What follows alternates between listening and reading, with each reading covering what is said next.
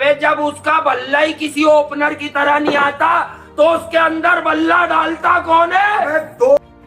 इस फीडर के अंदर दूध भरें और इनको दूध पिलाएं। ये बच्चे, इनके बस की बात नहीं है, इनसे नहीं होगा।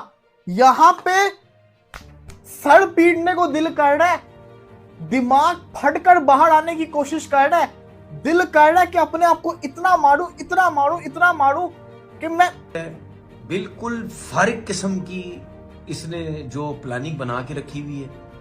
ऑलराउंडर से ये बॉलिंगें करवाई जा रहा है, अपने मेन बॉलर बाहर बिठाई जा रहा है, ये इस वजह से हार रहा है। आज के मैच में देख लो 296 रन कर दिए। जब 296 रन हुए ना, आप यकीन करो मैं ये सोच रहा था ये रन्स बनाएगा कौन, ये कैसे रन्स बनेंगे, इतना इतना बॉल ब्रेक हो रहा है, कैसे रन्स बनेंगे, कौन बनाएगा? आपकी टीम में है ही कोई नहीं। अब आपको एक चीज समझ आती है, मैं रिजवान और बाबर की इस वक्त बिल्कुल भी साइड नहीं ले रहा। ये जरा थोड़ा सा दिमाग लानत है यूसुफ भाई, तुम पर भी लानत है कि तुमने इस जटियल को ओपन भेजा कैसे, जिसके पास पूरे शॉट्स नहीं है यार। यूसुफ भाई और तो कौन है? वो तो इतने मजबूर वो तो थे। हर तीसरी बॉल पे इतना रिवर्स सिखा रहे। मजबूर आदमी ये है। रिवर्स कब मारेगा? अरे ये वही मजबूर आदमी है जो आखिरी साल कह रहा था रिजवान मेरे डोमेन में नहीं है। ये तो रिजवान के खौफ में जी रहे हैं वहां बन के बड़े भी। अबे तो कौन है तुम्हारे डोमेन में, उसे खिला दो। अब बताऊं तुम्हारे डोमेन में एक ही शहर के लड़के, साहिबजादा फरहान नहीं दिखा तुम में से किसी को? नहीं, क्यों दिखेगा? बच्चोदिया करके उसको छोड़ा है कि अभी वो यूं है, उसकी बड़ी कारकर्दगी है, यूं है, यूं है। यूं ही रहेगा, अभी भी किसी को फर्क नहीं पड़ेगा। बोले क्या बैटिंग भी पूरी की पूरी करते थे। तो पाकिस्तान में जब ये मॉडर्न क्रिकेट का एक शोर है ना, उसने क्रिकेट को सिर्फ बातों की हद तक बना दिया। हाँ, ये बड़ा अच्छा है, ऑलराउंडर है यार। वो जो बॉल करता है, साथ में किसी मैच में छक्का लगा लेता है या बैटिंग करता है, किसी मैच में आउट कर देता है, वो ऑलराउंडर बना देते हैं। बिल्कुल। तो ये पूछा जाना चाहिए, उन लोगों से सवाल हो जो रोज़ाना की बुनियाद पर घंटों लोगों को अपनी तकरीर सुनाते हैं, और उन क्रिकेटर से सवाल होना चाहिए जो इनको सिलेक्शन कमेटी में होते हुए बैसियत ऑलराउंडर सेलेक्ट करते हैं। उनसे पूछा जाए वो आज साहिबजादा फरहान को विकेट कीपर क्यों लिख रहे हैं, जबकि वो है ही नहीं। तो जुल्म तो इस मुल्क के साथ ये है कि जिन लोगों ने कौम को शऊर देना है, वो कौम की मासूमियत का और इन सादा लोगों का जो कि खेल से बेपनाह मोहब्बत करते हैं, उनकी मासूमियत का और मोहब्बत का नाजायज़ फ़ायदा उठा रहे हैं। उनके जज्बात को आसमान पर लेकर जाते हैं, और फिर लोगों का रद्दी अमल आता है उसके जवाब में, जब आप तवक्कुआत उनकी पूरी नहीं होती, क्योंकि वो कुछ सोचता है, सुनता है ना। यार वक़ार यूनुस फलां के बारे में ये बात कर रहे हैं, मुश्ताक अहमद इसके बारे में ये बात कर रहे हैं, आकिब जावेद इसके बारे में ये बात कर रहे हैं, इसके बारे में रमीज़ राजा ये बात कर रहे हैं, फलां क्रिकेटर इसके बारे में ये बात कर रहे हैं। तो ये तो बहुत अच्छा होगा फिर, अगर इतने बड़े बड़े क्रिकेटर इसके किसी भी नए खिलाड़ी। मैं किसी तरीके से भूल जाऊं कि अभी कुछ देर पहले क्या हुआ है। और भाई माना कि पाकिस्तान ने बहुत ही गंदी बॉलिंग की है, माना, और तुमने बैटिंग क्या की है? ये कोई बैटिंग होती है? बाबर आजम कभी भी बड़ा मैच विनर नहीं बन सकता। जिसको बुरा लगता है लगे, लेकिन ये एक रियलिटी है। सपोर्ट किया है, बहुत किया है, लेकिन पाकिस्तानी टीम से बढ़कर नहीं है। अभी आके बोलेंगे बाबर के पीछे पड़ गए, बाकियों ने क्या किया? साइम को मैं नालायक समझता हूं, अब्दुल्ला को मैं नालायक समझता हूं, रिजवान को मैं कुछ नहीं समझता। मैं सिर्फ पाकिस्तानी टीम में बाबर को समझता हूं, और जब बाबर ही नहीं चलेगा तो फिर मैं क्या करूं?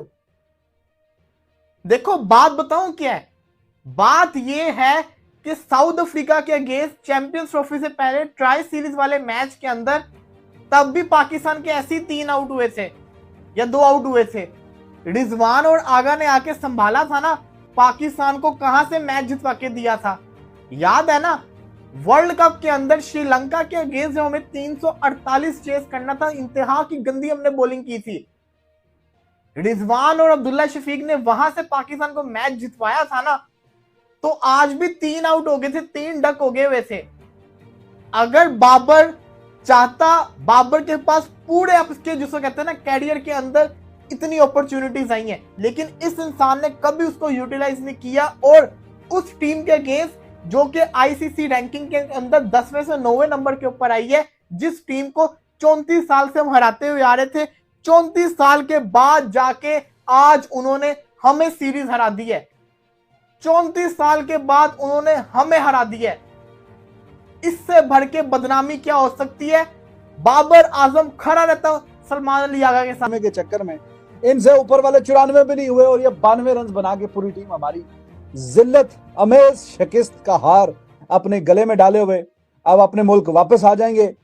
वही जनाब आपके the king Babar Azam, superman Rizwan, आपके जनाब शाहीन, नसीम, हसन अली, जो भी आपकी टीम में जो जितना ज्यादा कोई एक्सपीरियंस प्लेयर है वो उतना ही ज्यादा बेशर्मी वाली क्रिकेट खेलता है, वो उतनी ही जलालत वाली क्रिकेट खेलता है। तो ये लास्ट टाइम पाकिस्तान जीता था 1991 में, पाकिस्तान से वेस्ट इंडीज 1991 में जीता था सीरीज। तो उन्होंने कहा कि जी 1991 के जवाब में आपको हम सिर्फ 92 रन ही देंगे। फिर तो उन्होंने भी जवाब में 92 रन ही दिए हैं, 92 से ऊपर उन्होंने रन नहीं दिए। बोला ठीक है, 91 के जवाब में 92 कि 1991 में हम जीते थे, आप 92 रन ले लें। तो 92 रन पे ये पूरी टीम बेइज्जत हो गए वापस, और अभी वापस आ जाएंगे। जाहिर है कि 3 मैच की सीरीज थी। तो जो मैं आपसे पिछली वीडियो में बात कर रहा था, जो अच्छा रिकॉर्ड है उसको तो ये मलियामेट करने पे लगे हुए हैं, और जितने गंदे गंदे रिकॉर्ड हैं वो अपने गले में ये डालते जाते हैं सीरीज आफ्टर सीरीज।